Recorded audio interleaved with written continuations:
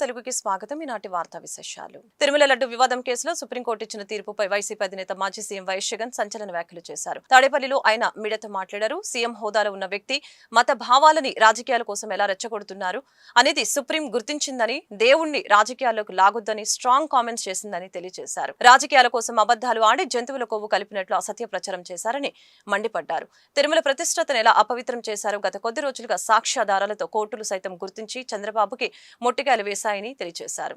ఈరోజు కోర్టులో జరిగిన పరిణామాలన్నీ కూడా బహుశా అందరూ గమనించే ఉండింటారు. ఈరోజు దీనికి ముందు 30వ తారీఖున జరిగిన పరిణామాలు కూడా మీరంతా గమనించే ఉంటారు.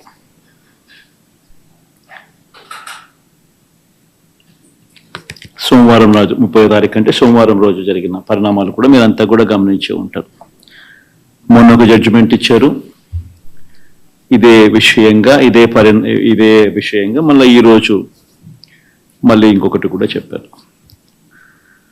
రెండింటిలో కూడా మనం గమనించినట్లయితే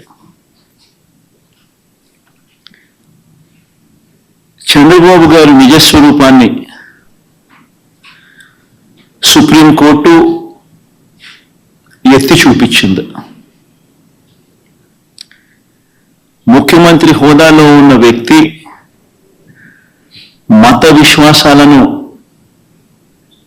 ఎలా కావాలని రాజకీయ దుర్బుద్ధితో ఎలా రెచ్చగొడతా ఉన్నారో అన్నది సుప్రీంకోర్టు అర్థం చేసుకుంది. కాబట్టే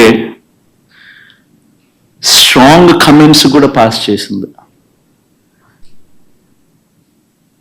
దేవుడిని రాజకీయాల్లోకి లాగద్దు అని, పొలిటికల్ డ్రామాలు చేయొద్దు అని స్ట్రాంగ్ కమెంట్స్ కూడా సుప్రీంకోర్టు పాస్ చేసింది. చంద్రబాబు గారు స్వయంగా వేసుకున్న సిట్టును సైతం రద్దు చేసింది. నిజంగా తిరుమల పవిత్రతను, స్వామివారి ప్రసాదం విశిష్టతను నిజంగా రాజకీయ దుర్బుద్ధితో కావాలని అబద్ధాలాడి జంతువుల కొవ్వును సైతం వాడి లడ్డూలు తయారు చేసినట్టుగా, ఆ లడ్డూలను తిన్నట్టుగా, పంచిపెట్టినట్టుగా తిన్నట్టుగా అసత్య ప్రచారంతో ఏదైతే ముఖ్యమంత్రి చంద్రబాబు నాయుడు గారు తిరుమల లడ్డును, వెంకటేశ్వర స్వామి విశిష్టతను, తిరుమల ప్రతిష్టను ఏ రకంగా అయితే తాను అపవిత్రం చేశాడో వాటి అన్నింటికి సంబంధించి గత కొద్ది రోజులుగా సాక్ష్య ఆధారాలతో సహా నేను చూపించడమే కాకుండా కోర్టులు సైతం చంద్రబాబు నాయుడు గారిని మొటిక్కాయలు వేసిన పరిస్థితులు గమనించాం. కోట్లాది మంది భక్తుల విశ్వాసాన్ని, నమ్మకాన్ని దెబ్బతీస్తూ చంద్రబాబు నాయుడు అనే వ్యక్తి ఏ రకంగా తాను పద్ధతి ప్రకారం అబద్ధాలాడాడో. విజయవాడ గవర్నమెంట్ ప్రెస్ దగ్గర AP MSME development corporation chairman గా తమ్మిరెడ్డి శివశంకర్రావు తమ కార్యాలయంలో పదవి బాధ్యతలు చేపట్టారు. ఈ సందర్భంగా తమ్మిరెడ్డి శివశంకర్రావు మాట్లాడారు. నా మీద ఎంతో నమ్మకంతో చైర్మన్ బాధ్యతలు అప్పగించినందుకు నారా చంద్రబాబు నాయుడికి, ఉప ముఖ్యమంత్రి పవన్ కళ్యాణ్ కి కృతజ్ఞతలు తెలుపుతున్నట్లు తెలియజేశారు. యువతను ఉద్యోగ కల్పన వైపు మళ్లించాల్సిన అవసరం ఎంతో ఉందని తెలిపారు. కార్యక్రమంలో జనసేన నాయకులు అమిశెట్టి వాసు, గంట స్వరూపరాణి, కృష్ణప్రసాద్, శ్యాంప్రసాద్, సుగుణబాబు, శ్రీధర్, కన్నా తదితరులు పాల్గొన్నారు.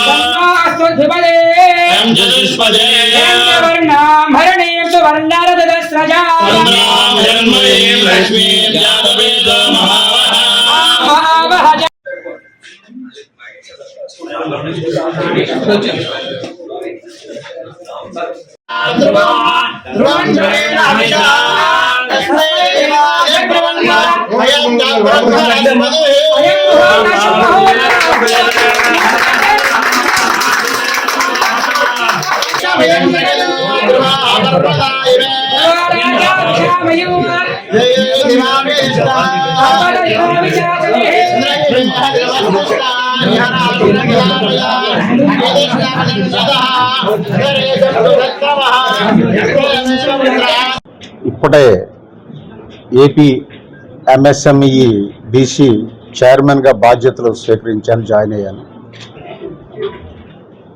ఈ బాధ్యతలు అత్యంత నమ్మకంతో నా భుజస్కంధాల మీద పెట్టినటువంటి ఈ రాష్ట్ర ముఖ్యమంత్రి గౌరవనీయులు శ్రీ నారా చంద్రబాబు నాయుడు గారికి, అలాగే జనసేన పార్టీ అధ్యక్షులు ఉప ముఖ్యమంత్రి మా నాయకుడు గౌరవనీయులు కొణిదెల పవన్ కళ్యాణ్ గారికి కృతజ్ఞతలు, సర్వదా రుణపడి ఉంటాను. చాలా సంతోషం ఎంఎస్ఎంఈ డీసీ చైర్మన్గా నన్ను ఎంపిక చేయడం. ఎందుకంటే నా ఆలోచనలకి, నా ఫంక్షనింగ్కి, సమాజం మీద నాకున్న అనేక ఆలోచనలకి దగ్గరగా ఉంటుంది MSME. Because I know the value of the MSME. ఎందుకంటే కూటమి ప్రభుత్వం, ముఖ్యంగా చంద్రబాబు నాయుడు గారు 20 లక్షల ఉద్యోగ కల్పన హామీ మేరకు దీని ప్రాముఖ్యత మరింత పెరిగింది. ఎందుకంటే ఉద్యోగ కల్పన విషయంలో ఎంఎస్ఎంఈది సింహభాగం చేయవలసినటువంటి అవసరం ఉంది.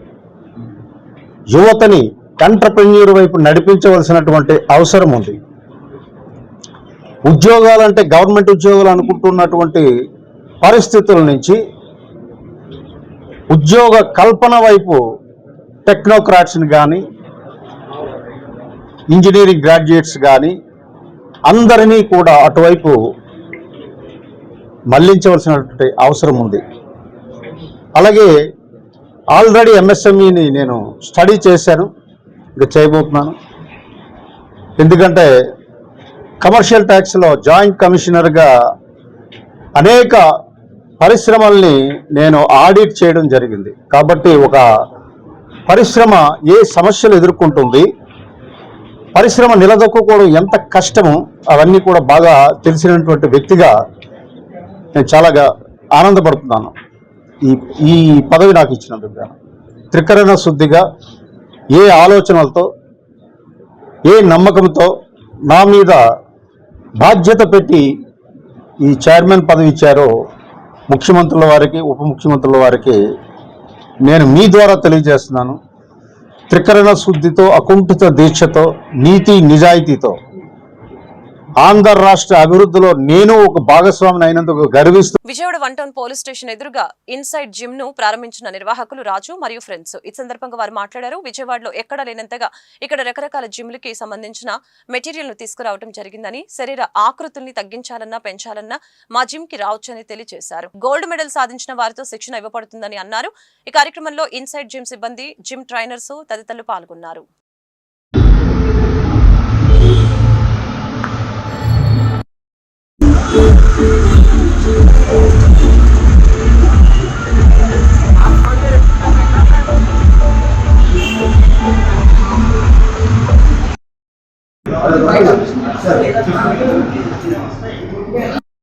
ఐఫోన్ కొనాలన్నా,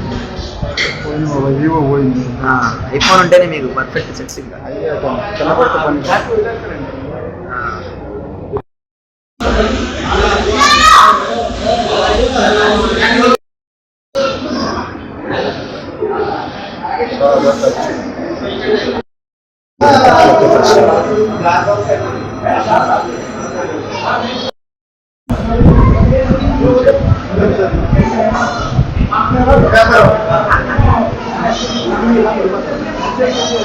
ఎంతో రీప్లేస్ సంబంధించి సెక్షన్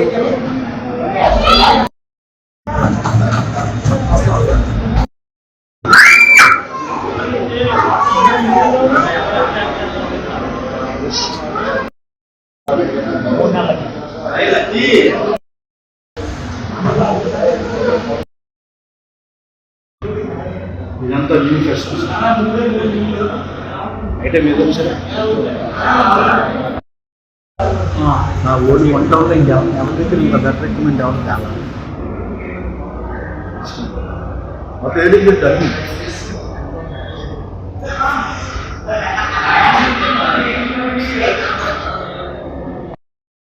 స్టార్టింగ్ పర్ మంత్కి వచ్చి 2000 అవ్వచ్చు ఇంకా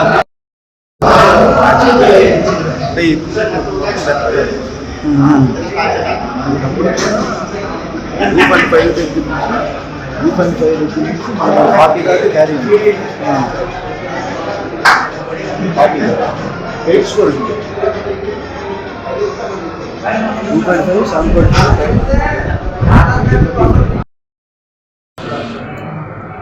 gym fitness centre EZ fitness centre అది అందుబాటులో అందరికీ తక్కువ రేట్లో కొత్త ఎక్విప్మెంట్ ఈ సిరీస్ న్యూ సిరీస్ మొత్తం లిమిటెడ్ కంపెనీ ప్రతి ఐటమ్ కొత్తగానే ఉంటుంది. మనకి కార్పొరేట్ జిమ్లు వచ్చి ఎక్కువ రేట్లకి అందుబాటులో లేకుండా పాపం అందరూ చేసే ఉద్దేశంలో అది కట్టుకోలేక అలా కాకుండా న్యూ సిరీస్ ఎక్కువ రేట్ పెట్టి మనకి తక్కువ ఏరియా వలపలగడ్డ ఏరియా కానీ అలాగే చిట్టినగర్ కానీ కాంగ్రెస్ సెంటర్ కానీ నార్మల్ పర్సన్స్ వాళ్ళకి అందుబాటులో ఈ మిషన్ తీసుకున్నారు. ఇంత కాస్ట్ పెట్టి దగ్గర మాకు 40 lakhs మాత్రం రెడీ చేసుకోవాలి. అవన్నీ తక్కువ బాడీ పర్సన్ అందుబాటులో ఉండాలని తక్కువ రేటుతో ఈ జిమ్ నడపాలని కొత్త కొత్త ఎక్విప్మెంట్ పెట్టి అందరూ దీన్ని వినియోగించుకోండి. ఒకసారి రండి జిమ్ చూడండి. రేటు మీకు అందుబాటులో పెడతాం. ప్రతి ఒక్కరికి అందుబాటులో కొత్త కొత్త సిరీస్ ఉంది. బాడీ మీద రెడీ చేస్తాం. ఆల్రెడీ స్టేట్ గోల్డ్ మెడల్ అలాగే ఎంతమంది తయారు చేశారు తను నాగరాజ్ గారు.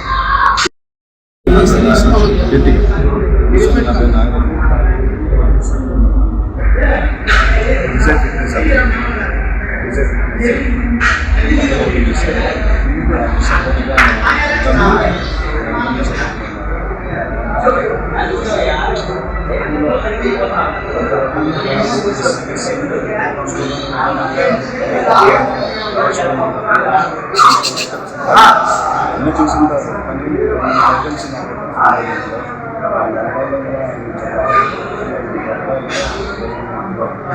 తక్కువ బడ్జెట్లో కూడా తీసుకొచ్చి మన అందరికీ అందరికీ కూడా మా ఫ్రెండ్స్ అందరికీ కూడా ప్రజలందరూ కూడా కొంచెం వచ్చి మంచి రేటు కూడా అందుబాటులో మిషన్ వచ్చేసి భయపడద్దు. ఎందుకంటే ఇంత మిషన్ ఉంది రేటు పెడతారేమో అడుగుతున్నారు. చాలా రేటు ఫీజు కూడా చాలా రేటు. ఈ వార్తలు ఇంతటితో సమాప్తం. మరొక బులెటిన్ మళ్ళీ కలుద్దాం. నమస్కారం.